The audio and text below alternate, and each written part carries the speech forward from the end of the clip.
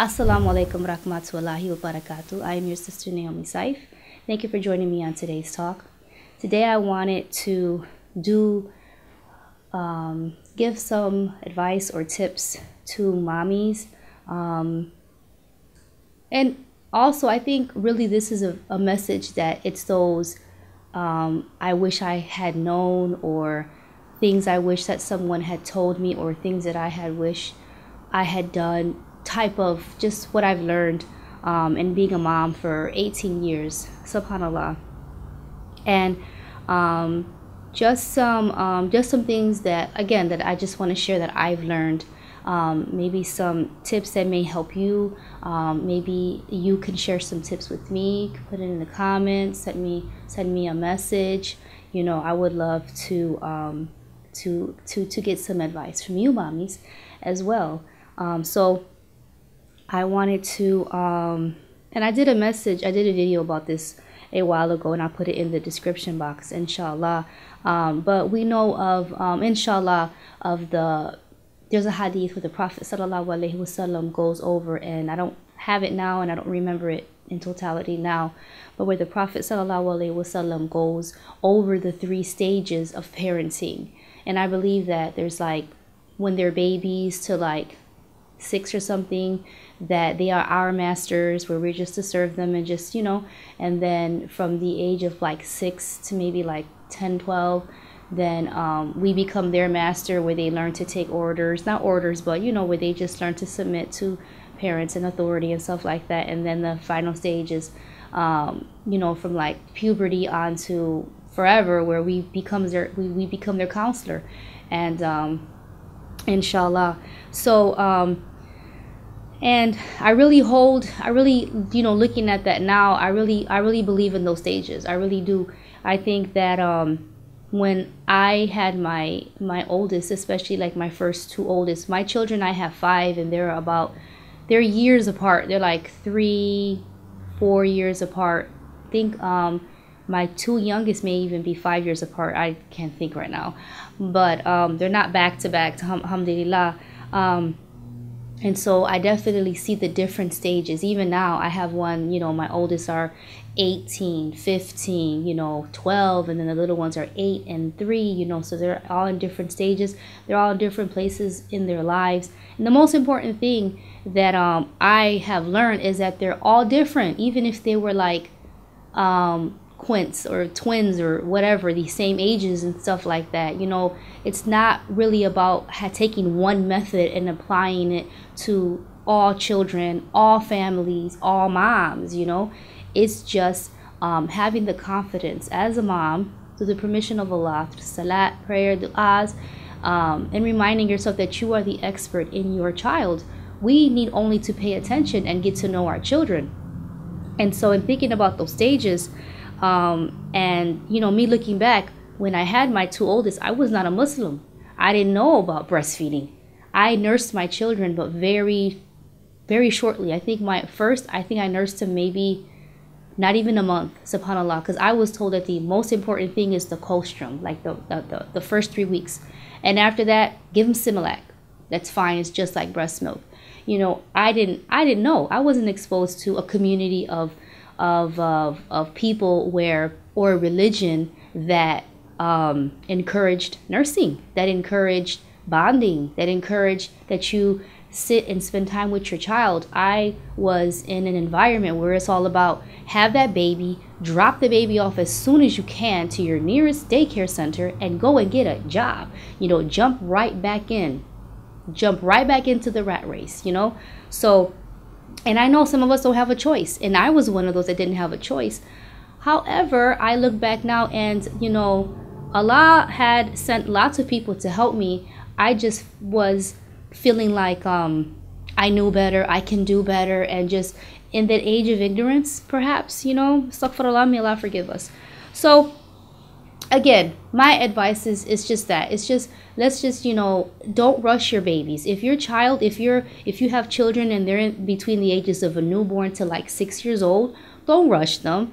My oldest, I literally would sit him in a car seat at age like 6 months, whatever, watching Sesame Street. I would go over the alphabet forwards and backwards, English and Spanish. It was like ridiculousness.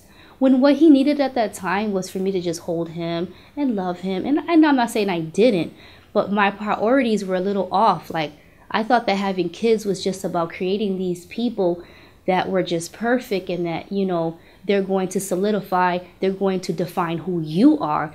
And that's not it at all. Our children are our responsibility, but first and foremost, they are people. And they're not perfect. Just like parents, we're not perfect, they're not perfect. And, you know, again, it's just all about focusing in that, those first 6 years especially, just focus on the bonding, you know, gaining your child's trust. And a lot of that is nonverbal, with the kissing and the hugging and the nursing and just the compassion and just that, you know, not being all about rules and strictness and things, because kids don't understand that really. You know, yes, there is discipline and there are, you know, consequences and there are boundaries and stuff like that. But, you know, and then as they get older, you know, we have to really put into practice the principles that we want our children to have themselves. We have to kind of like, we have to be their role models. You know, we can't expect our children to be these things that we don't even do ourselves. We want them to be pious, but we're not pious. We want them to be educated and smart and respectful, but we're not, you know, nor are the people that we hang around, nor are the people that we expose them to, you know. So we have to kind of like be who we want them to be, inshallah, in a way. So, you know, again, just let's just not rush our children, and let's not treat all our children the same in all aspects, even in discipline. I have 5 kids and they're all different. You know, I had to discipline them in different ways. Some of my children I just look at and they just stop. They'll cry. My other ones, oh no, I'd have to put them in the corner.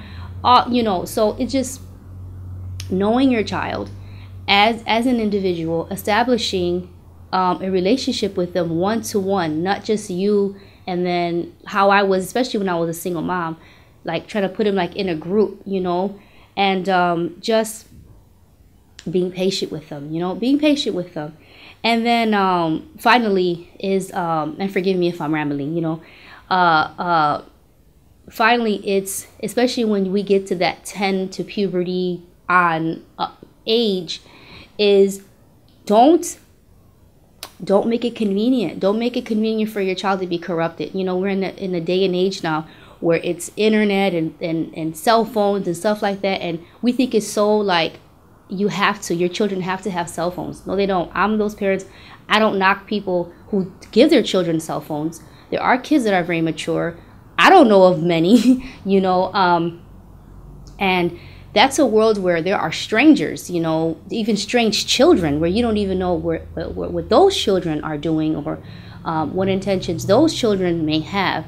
But just don't conform. You know, if you, for example, if you have a rule in your house, or you have a rule where it's like, okay, for example, I'm going to say no scary movies. That's just my thing, you know, no scary movies. Then it will be no scary movies. You're going to be tested. The Quran tells us that your children are a test. They are a test, you know. So, and even during that test, we are teaching our children, even though they may not realize it, even though they may reject it at first. When they get older, inshallah, as some of us, we can look back and say, wow, I was dumb. I should have listened. Or, you know, we look back at mistakes that we've made as a child, you know, and so we can't bend, you know. So, because if you give your children access to everything at a young age, then they have nothing to look forward to. If you're, for example, if your child is like 12 or 10 and your daughter, and say she's already wearing makeup and she's already doing all these things, then what does she have to look forward to? It's just going too fast. You know what I mean? So it's just too fast. So it's just following your instincts. You know what I'm saying? Staying as close to the sunnah as possible. Staying as close to the sunnah as possible. As Muslims, inshallah, we're reminded that we have to live within certain boundaries and we have certain guidelines. We can't do what everybody else is doing. And we can't get caught up, especially I think that Muslims that maybe that are first generation, second generation born in the United States, is like, I think that we're caught up with just being too American, you know, like we just want to fit in, and we have to realize that you're never going to fit in. This is America. It's a melting pot. it's a combination of everybody. And the only standard that they have is an unrealistic mirage. It's fake. This Hollywood, this cover girl, that's fake, you know. And so we need to just focus on the inside, the morale, and don't bend. If you whatever rules you give your children when they're young, stick to those rules and you know, adjust them as you see fit, you know, but don't allow for yourself to be peer pressured by your children or by society or by anyone else. And the only thing that's going to help us with that is taking Islam and putting it into practice and making it a priority and having it as the overwhelming authority in our families, practicing the Sunnah, and, you know, taking the Prophets, peace be upon them all, and the Sahabas, may Allah be pleased with them, and taking these superstars and these great people that Allah subhanahu wa ta'ala has introduced us to, and using those as role models for our children and not society. So may Allah guide us all, and thank you for joining me. Assalamu alaikum rahmatullahi wa barakatuh.